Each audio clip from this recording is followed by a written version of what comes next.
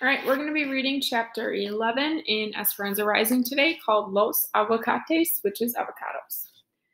Esperanza's breath made smoky vapors in front of her face as she waited for the truck to take her to tie grapevines. She shifted from foot to foot and clapped her gloved hands together and wondered what was so new about the new year. It already seemed old, with the same routines. She worked during the week.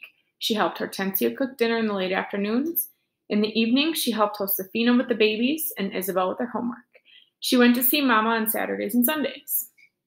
She huddled in the field near a smudge pot to keep warm and mentally counted the money she would need to bring Abuelita here.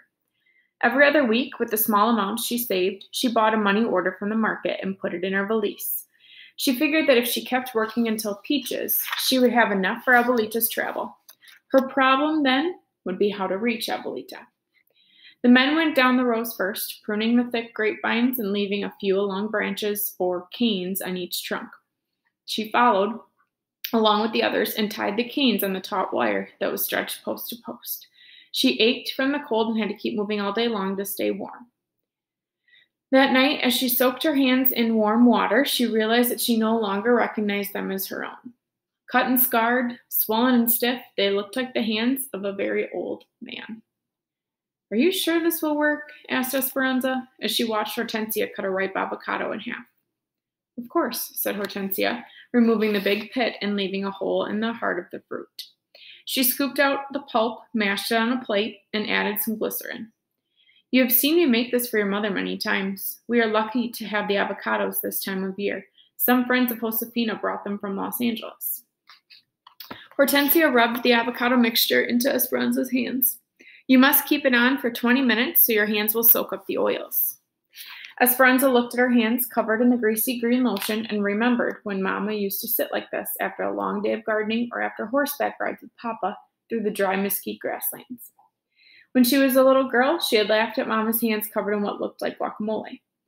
But she had loved for her to rinse them up because afterward, Esperanza would take Mama's hands and put the palms on her own face so she could feel their suppleness and breathe in the fresh smell. Esperanza was surprised at the simple things she missed about Mama. She missed her way of walking into a room, graceful and regal.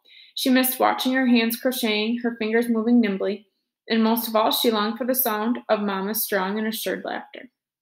She put her hands under the faucet, rinsed off the avocado, and patted them dry. They felt better, but still looked red and weathered.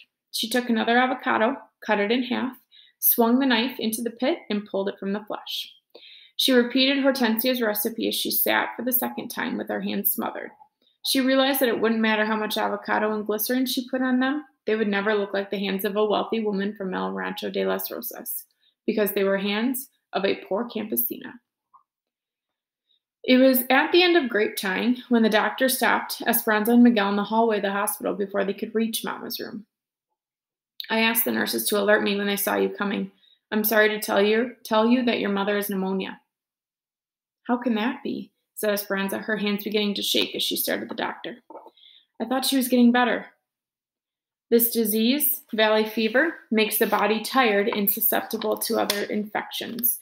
We are treating her with medications. She is weak. I know this is hard for you, but would like to ask that she have no visitors for at least a month, maybe longer. We can't take a chance that she will contract another infection from any outside germs that might be brought into the hospital." "Can I see her for just a few moments?" The doctor hesitated, then nodded and walked away. Esperanza hurried to Mama's bed and Miguel followed. Esperanza couldn't imagine not seeing her for so many weeks.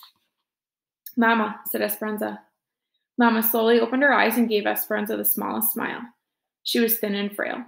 Her hair was strewn and bedraggled, and her face was so white that it seemed to fade into the sheets, as if she would sink into bed and disappear forever. Mama looked like a ghost of herself. "The doctor said I can't come visit for a while." Mama nodded, her eyelids slowly falling back down, as if it had been a burden to keep them up. Esperanza felt Miguel's hand on her shoulder. "Anza, we should go," he said. But Esperanza would not move. She wanted to do something for Mama to help make her better, and she noticed the brush and hairpins on the bedside table. She carefully rolled Mama on her side and gathered all of her hair together. She brushed it and plaited it into a long braid. Wrapping it around Mama's head, she gently pinned it into place, Then she helped Mama lie on her back, her hair now framing her face against the white linens like a braided halo, like she used to wear it in Aguascalientes. Esperanza bent down close to Mama's ear. Don't worry, Mama. Remember, I will take care of everything. I'm working and I can pay the bills. I love you. Mama said softly, I love you too. And as Esperanza turned to leave, she heard Mama whisper, no matter what happens. You need to get away from the camp, Esperanza, said Hortensia as she handed her the grocery list and asked her to go to the market with Miguel. It is the first of the spring, and it's beautiful outside. I thought you and Josefina always look forward to the marketing on Saturday, said Esperanza. We do, but today we're helping Melina and Irene make enchiladas. Could you go for us? Esperanza knew they were trying to keep her occupied. Mama had been in the hospital for 3 months, and Esperanza hadn't been allowed to visit for several weeks. Since then, Esperanza hadn't been acting like herself. She went through the motions of living. She was polite enough, answering everyone's questions with the simplest answers, but she was tormented by Mama's absence. Papa, Abuelita, Mama. Who would be next? She crawled into bed as early as possible each night, curled her body into a tight ball, and didn't move until morning. She knew Josefina and Hortensia were worried about her. She nodded to Hortensia, took the list, and went to find Miguel. Be sure you tell Miguel to go to Mr. Yokota's market, Hortensia called after her. Hortensia had been right about the weather. The fog and grayness had gone. The valley air was crisp and clean from recent rains. They drove along fields of tall, feathery asparagus plants that she soon would be packing. Citrus groves displayed their leftover fruit like decorations on Christmas trees. And even though it was still cool, there was an expectancy that Esperanza could smell, a rich, loamy odor that promised spring. Miguel, why must we always drive so far to shop at the Japanese market when there are other stores closer to Arbin? Some of the market owners aren't as kind to Mexicans as Mr. Yokota, said Miguel. He stocks many of the things we need, and he treats us like people. What do you mean? Esperanza, people here think that all Mexicans are alike. They think that we are all uneducated, dirty, poor, and unskilled. It does not occur to them that many have been trained in professions in Mexico.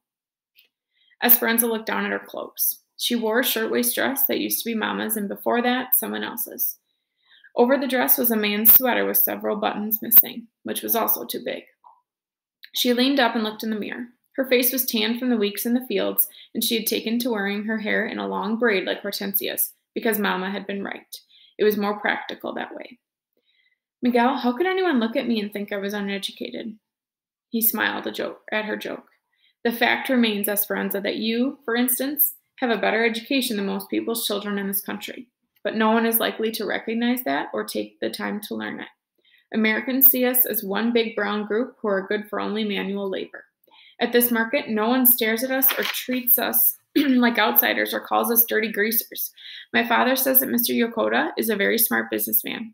He's getting rich on other people's bad manners. Miguel's explanation was familiar. Esperanza's contact with Americans outside the camp had been limited to the doctor and the nurses at the hospital, but she had heard stories from others about how they were treated. There were special sections of the movie theater for Negroes and Mexicans. In town, parents did not want their children going to the same schools with Mexicans. Living away from town in the company camp had its advantages, she decided. The children all went to school together. White, Mexican, Japanese, Chinese, Filipino. It didn't seem to matter to anyone because they were all poor. Sometimes she felt as if she lived in a cocoon, protected from much of the indignation. Miguel pulled the truck into the parking lot at the market. I'll meet you. I'm going to talk about railroad jobs with those men gathered on the corner. Esperanza went inside. Mr. Yokota was from Tokyo, and the store had all sorts of Japanese cooking ingredients, like seaweed and ginger, and a fresh fish counter with fish that still had their heads. But there were Mexican products too, like masa de harina for tamales, chiles, or for salsa, and big bags of dried beans for frijoles. There was even cow's intestine in the meat case for menudo, and other specialties like chorizo and pig's feet. Esperanza's favorite part of the store was the ceiling that was crowded with a peculiar combination of Japanese paper lanterns and piñatas shaped like stars and monkeys. There was a small tissue donkey that Esperanza had not noticed before. It was like the one Mama had bought her a few years ago. Esperanza had thought it so cute that she had refused to break it, even though it had been filled with sweets. Instead, she had hung it in her room above her bed. A clerk walked by and impulsively she pointed to the miniature piñata. Por favor, she said, please. She bought the other things she needed, including another money order. That was one more benefit of Mr. Yokota's market. She could buy money orders there. She was waiting in the truck when Miguel came back. Another money order? What do you do with them all? I asked Miguel. I saved them in my valise. They are for such small amounts, but together they'll be enough to someday bring Abuelita here. And the piñata? It's not anyone's birthday. I bought it for Mama. I'm going to ask that the nurses put it near her bed, so she'll know that I'm thinking of her. We can stop by the hospital on the way back. Will you cut a hole in the top for me so I can put the caramels inside? The nurses can eat them. He took out his pocket knife and made an opening in the piñata. While Miguel drove, Esperanza began feeding in the caramels. Not far down the main road, they approached an almond grove, the trees flush with gray-green leaves and white blossoms. Esperanza noticed a girl and a woman walking hand in hand, each with a grocery bag in her other arm. She couldn't help but think what a nice scene it made, with the two women framed against so many spring blossoms. Esperanza recognized one of them. I think that's Marta. Miguel stopped the truck, then slowly backed up. We should give her a ride. Esperanza reluctantly nodded, remembering the last time they'd given her a lift, but she opened the door. Esperanza and Miguel, que buena suerte. Well, good luck, said Marta. This is my mother, Ada. Thanks for the ride. Marta's mother had the same short, curly black hair, but hers was sprinkled with gray. Miguel got out and put all the groceries in the truck bed so they could sit in the front. Ada said, I heard about your mother and I've been praying for her. Esperanza was surprised and touched. Thank you, I'm grateful. Are you coming to our camp? Asked Miguel. No, said Marta. As you probably know, I'm not welcome there. We're going a mile or so up the road to the strikers' farm. We were tossed out of the migrant workers' camp and were told either to go back to work or to leave. So we left. We aren't going to work under those disgusting conditions and for those pitiful wages. Ada was quiet and nodded when Marta talked about the strike. Esperanza felt a twinge of envy when she noticed that Marta never let go of her mother's hand. There are hundreds of us together at this farm, but thousands around the county, and more people join our cause each day. You are new here, but in time you'll understand what we're trying to change. Turn left, she said, pointing to a dirt road rutted with tire marks. Miguel turned down the path bordered in cotton fields. Finally, they reached several acres of land surrounded by chain link fencing and barbed wire, its single opening guarded by several men wearing armbands. Aquí, right here, said Ada. What are the guards for? Asked Esperanza.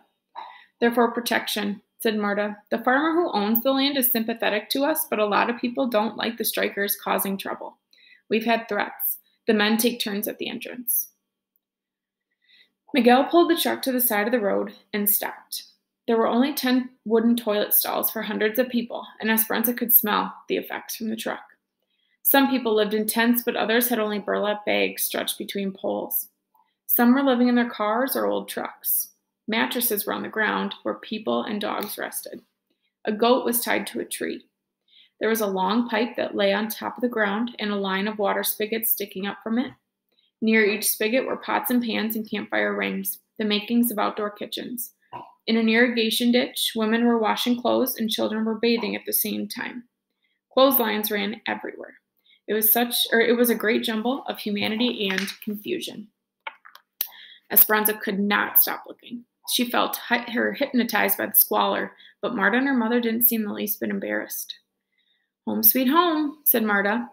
They all climbed out of the truck, but before Marta and Ada could retrieve their groceries, a campesino family coming from the opposite direction approached them. The children were dirty and skinny, and the mother held an infant who was crying. Do you have food so I can feed my family? Said the father. We were thrown out of our camp because I was striking. My family has not eaten in 2 days. There are too many people coming into the valley each day who will work for pennies. Yesterday I worked all day and made less than 50 cents, and I cannot buy food for 1 day with that. I was hoping that here, with others who have been through the same thing. You're welcome here, said Ada. Esperanza reached into the truck bed and opened up the large bag of beans. Hand me your hat, senor. The man handed over his large sun hat, and she filled it with dried beans, and then gave it back to him. Gracias, gracias, he said. Esperanza looked at the two older children, their eyes watery and vacant. She lifted the piñata and held it out to them. They said nothing, but hurried toward her, took it, and ran back to their family. Marta looked at her. Are you sure you aren't already on our side? Esperanza shook her head. They were hungry, that's all. Even if I believed in what you were doing, I must take care of my mother. Ada put her hand on Esperanza's arm and smiled. We all do what we have to do. Your mother would be proud of you. Miguel handed them their bags, and they walked toward the farmer's field. Before they reached the gate, Marta suddenly turned and said, I shouldn't be telling you this, but the strikers are more organized than they appear. In a few weeks, during asparagus, things are going to happen all over the county. We're going to shut down everything, the fields, the sheds, the railroad. If you have not joined us by then, be very careful. Then she hurried to catch up with her mother. As Miguel and Esperanza rode back to Arvin, neither of them said a word for many miles. Marta's threat and the guilt of having a job weighed heavily on Esperanza's mind. Do you think they're right? She asked. I don't know, said Miguel. What the man said is true. I have heard that there will be 10 times the people here looking for jobs in the next few months, from Oklahoma, Arkansas, Texas, and other places too. And that they are poor people like us who need to feed their families too. If so many come and are willing to work for pennies, what will happen to us? But until then, with so many joining the strikes, I might be able to get a job at the railroad. Esperanza's mind wrestled with Miguel's words. For him, the strike was an opportunity to work at the job he loved and to make it in this country. But for her, it was a threat to her finances, Abuelita's arrival, and Mama's recuperation. Then there was the matter of her own safety. She thought of Mama and Abuelita, and she knew there was only one thing for her to do. Esperanza studied her hands a few nights later as she walked toward the cabin and hoped Hortensia had a few more avocados. It was later than usual. She had been weeding asparagus in a far field, so she had been on the last truck. When she arrived at the cabin, everyone was crowded around the small table. There were fresh tortillas on a plate, and Hortensia was stirring a pan of machaca, scrambled eggs with shredded meat, onions, and peppers. It was Miguel's favorite, but they usually ate it for breakfast. What's the occasion? Asked Esperanza. I got a job at the machine shop at the railroad.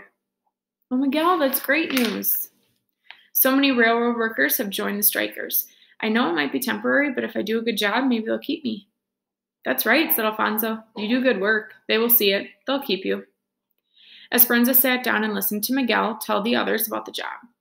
But she wasn't hearing his words. She was seeing his eyes dancing like Papa's when he used to talk about the land. She watched Miguel's animated face, thinking that at last his dream was coming true. Okay, so there's a Google form attached to this, so please make sure you do that after reading, and then you're all set for today.